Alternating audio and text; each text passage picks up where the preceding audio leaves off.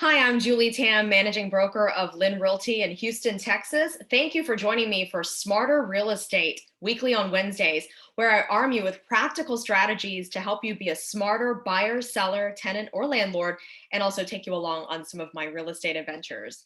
Well, this is another episode of Tenant Horror Stories. I've already brought you a couple of episodes, and here's another one. So, in today's episode, we're going to talk about Mucus Monster. This is really gross, so I hope you're not about to eat because you may want to watch this video later if so.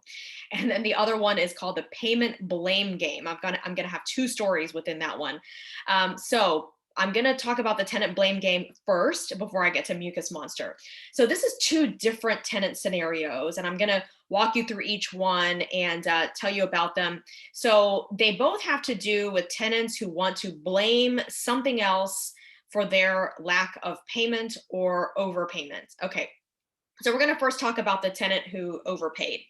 So there was a tenant who got upset with us because she said, we took her money. We charged her double for rent for a certain month.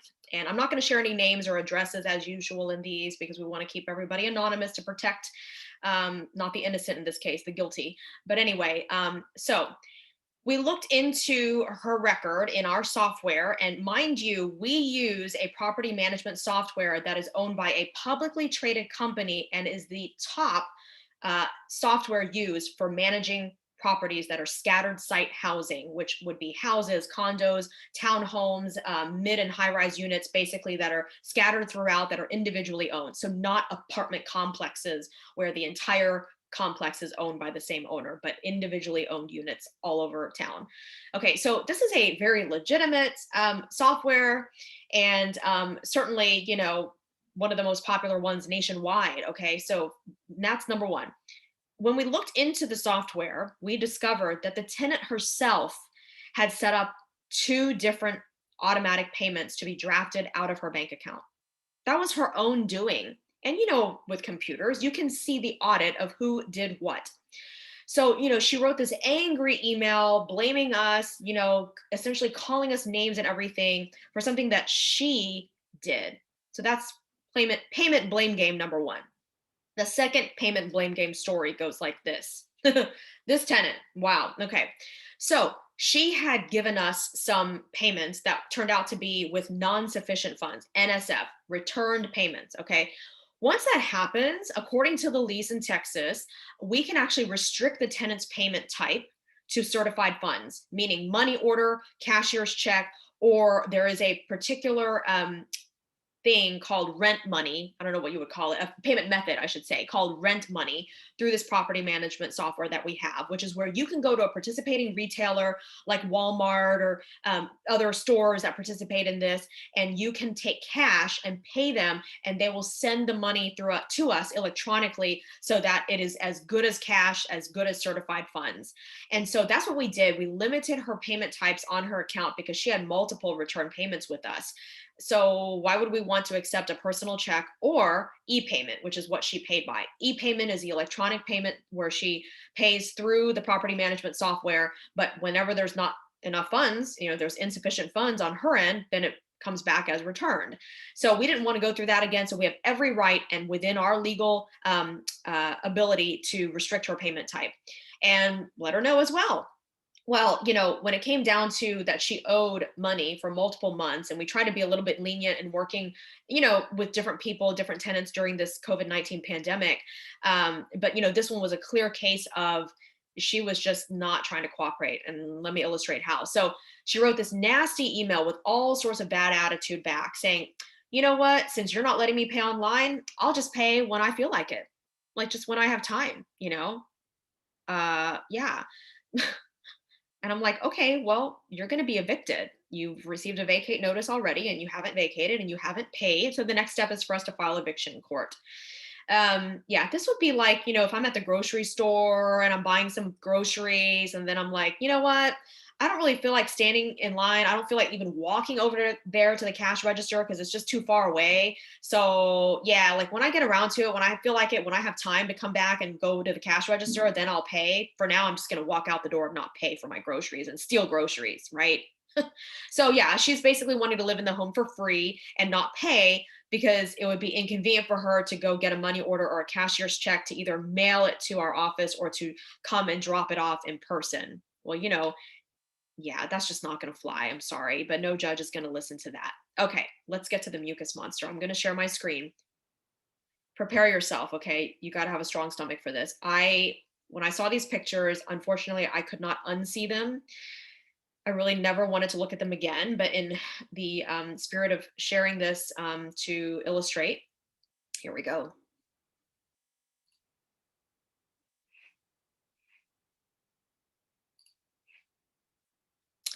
Yep, there it is. Mucus in a sink drain before it got washed down. And let me tell you, after these tenants moved out, there was actually kind of a green tinge of stain at the bottom of the sink, the white sink, the porcelain sink, okay? Let me show you these pictures and I'm going to explain to you the story behind this. This is so disgusting. There's bloody mucus. I mean, my stomach's literally turning as I'm showing this to you. This tenant complained to us that he was having such a horrible cough, had to use all these different cough medicines, was coughing, a lot of mucus, blood, everything, just couldn't get rid of the cough. Okay.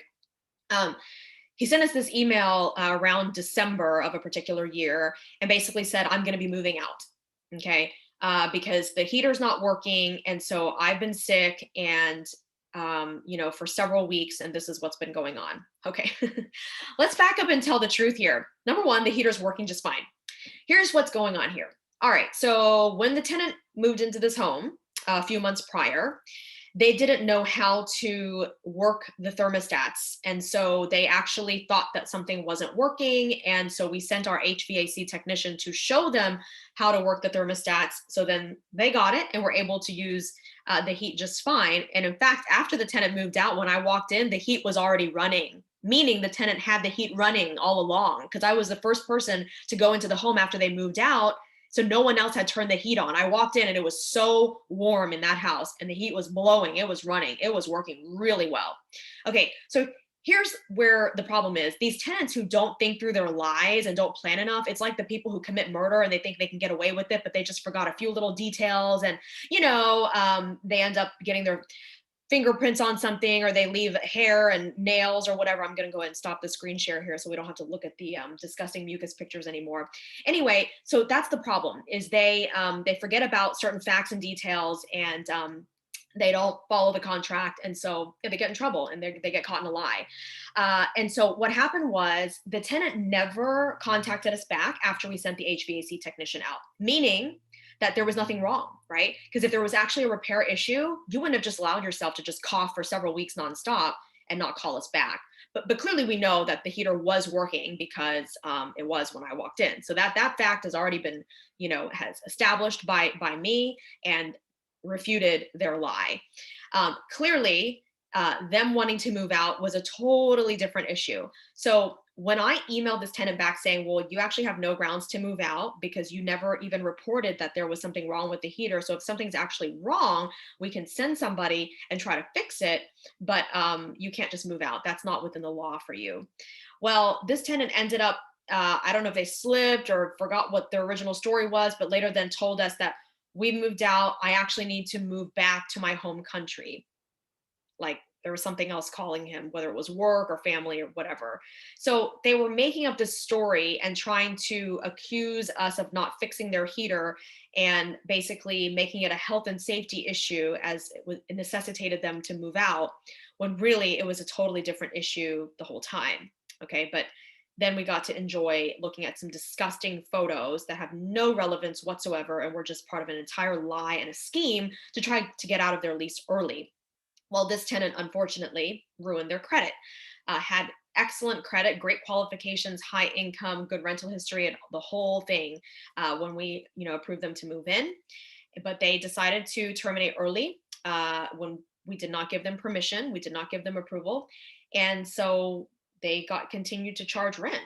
When you do that, you will be continued to be charged until a new tenant takes over and moves in. And you will also have to pay a reletting fee for the cost of having to release the home to someone else. And you will be charged for the maintenance of the home the entire time. So yard maintenance, electricity, water, gas, sewer, all of those charges, because you are on the hook. The lease requires you to pay those things and to maintain the home while it is vacant. And of course, this tenant also left behind some, trash items, and the home was in decent condition, but there were certainly a few things that were beyond normal wear and tear that we had to deduct for from their deposit. That was completely reasonable. So there you go. Those are the two tenant horror stories of the day. And I've got more coming up in future episodes of all different types, including murder and maggots and did something die here. So stay tuned. Feel free to comment, send me a message with your feedback, questions, or ideas for future shows. Be happy to hear from you. And I hope you will like and subscribe on YouTube and Facebook. Facebook's actually my main channel. It's the exact same content, but I get most of my viewers on Facebook rather than YouTube. So anyway, but it doesn't matter. You can watch anywhere, and I just hope you will like and subscribe.